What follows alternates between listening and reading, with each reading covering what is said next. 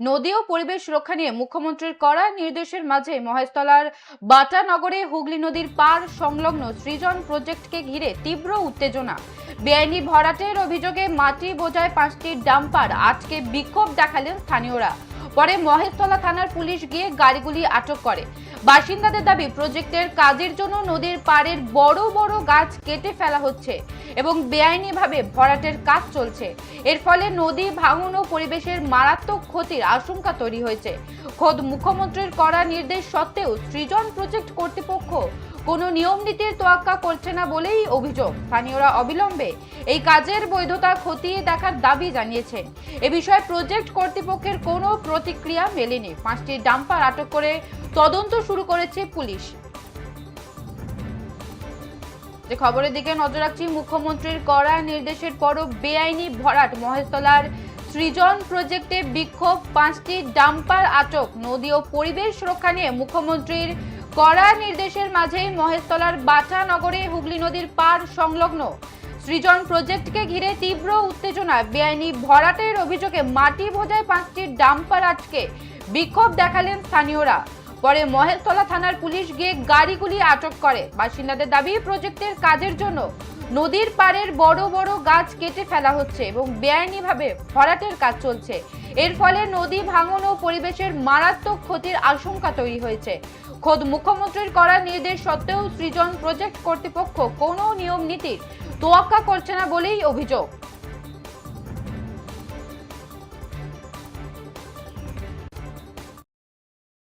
যে তাড়াতাড়ি দুর্ঘটনার পর মহেশতলা জুড়ে কোনো কমার্শিয়াল কাজ হবে না, কিন্তু আমরা গত দুদিন ধরে দেখছি রাত্রিবেলা মাল আসছে।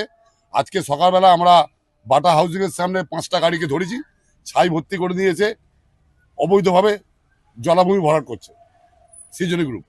এই ভরাটটা কে করছে?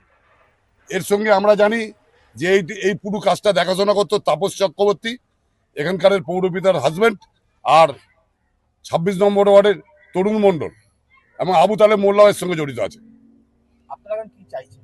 আমরা চাইছি যে দোষীদের বিরুদ্ধে উপযুক্ত ব্যবস্থা দিক প্রশাসন, এবং মুখ্যমন্ত্রীর নির্দেশকে অমান্য করে যারা প্রশাসনের যারা সহযোগিতা করছে তাদের বিরুদ্ধে ব্যবস্থা নেওয়া হবে। গাড়ি আটকানোর পর কি প্রশাসনকে জানিয়েছিলেন? হ্যাঁ, গাড়ি আটকানোর পর আমরা প্রশাসনকে জানিয়েছি, প্রশাসন গাড়িগুলো আটক করেছে। আমরা চাই অবিলম্বে দোষীদের বিরুদ্ধে ব্যবস্থা নেওয়া হোক। আমরা মুখ্যমন্ত্রীর দৃষ্টি আকর্ষণ করছি। আপনাদের মূল অভিযোগ হচ্ছে এই 15 বছর ধরে যে রাজত্ব চলে এসেছে এখনো পর্যন্ত সেই রাজত্বই চলছে।